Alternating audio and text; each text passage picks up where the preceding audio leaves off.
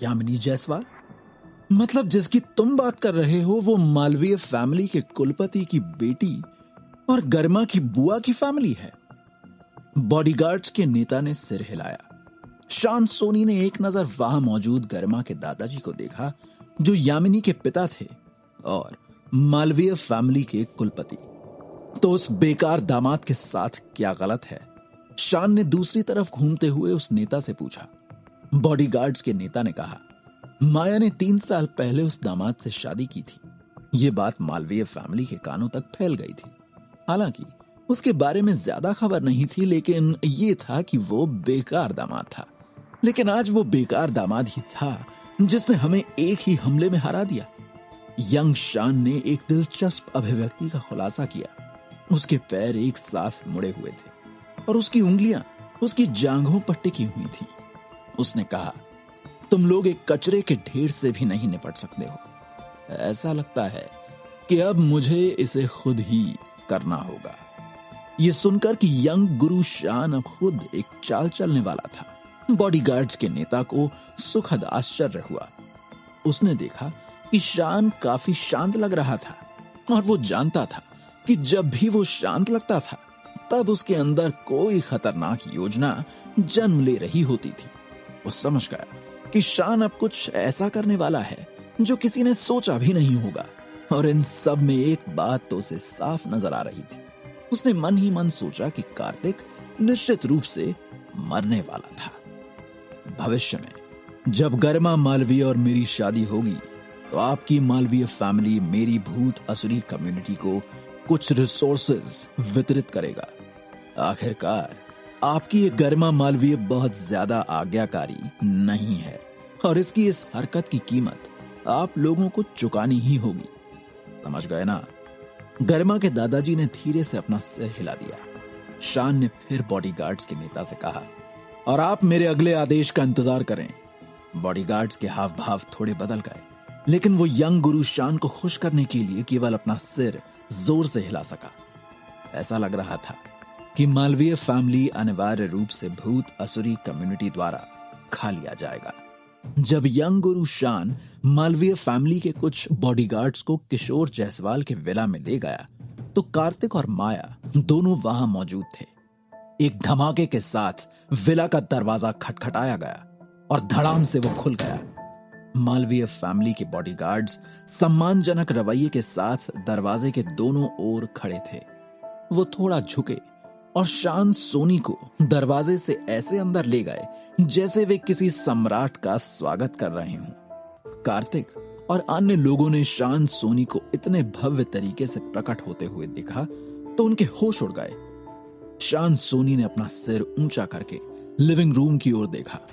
पहली नजर में उसने अपनी मंगेतर गर्मा मालवीय को अपनी नजरों के सामने पाया।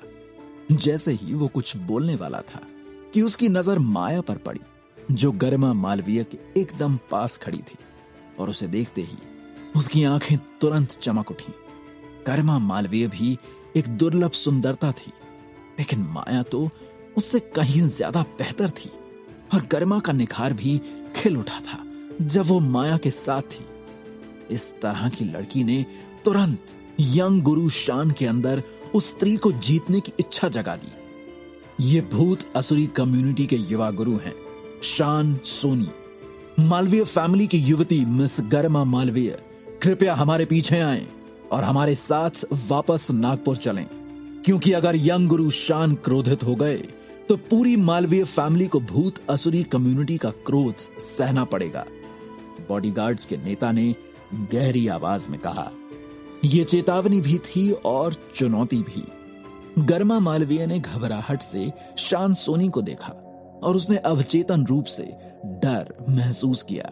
कोई बात नहीं, तुम्हें डरने या घबराने की कोई भी जरूरत नहीं है, माया ने गर्मा मालवीय के कान में धीरे से ये कहकर उसे दिलासा दिया। गर्मा मालवीय बहुत शांत हो गई और उसने कार्तिक को देखा जो शांत था और उन दोनों के बगल में ही कुछ दूरी पर खड़ा था। और तभी गरिमा ने राहत की सांस ली और पूरी तरह से आराम महसूस किया।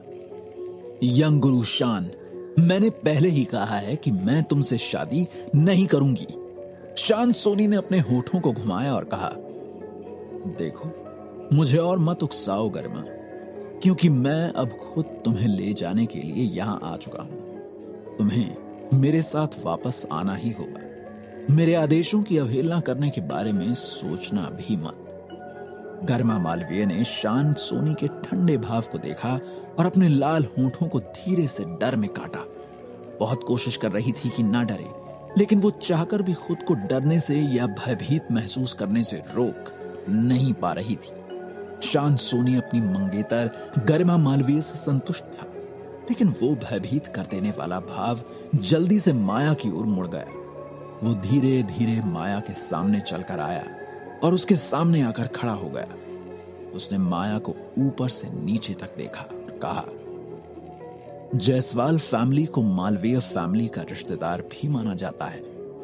गरिमा मालवीय के शादी से भाग जाने से भूत असुरी कम्युनिटी का काफी अपमान हुआ है। हमें बहुत बेइज्जती का सामना करना पड़ा है। इसलिए मुझे मुआवजे के तौर पर भरपाई करने के लिए ये युवती चाहिए। शान सोनी को लग रहा था कि उसने जो भी कहा वो एकदम उचित था।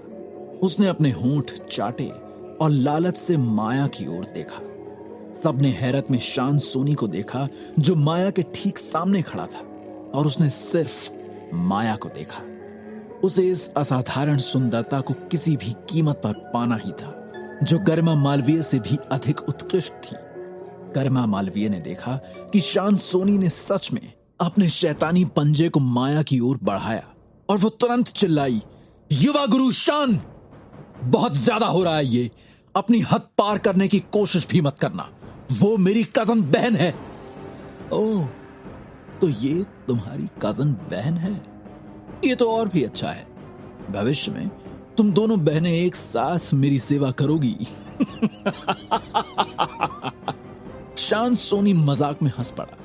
पवन जायसवाल और अन्य लोगों के चेहरे पीले और बदसूरत हो गए। उनकी आंखों में गुस्सा और आक्रोश साफ झलक रहा था। कार्तिक ने बिना कुछ कहे शान सोनी की ओर देखा। उसकी आंखें मजाक से भरी थी और शीतलता से काफी परे थी। उसने सच में माया का ध्यान आकर्षित करने का साहस किया। यह व्यक्ति पहले से ही कार्तिक की डेथ लिस्ट में शामिल हो चुका था।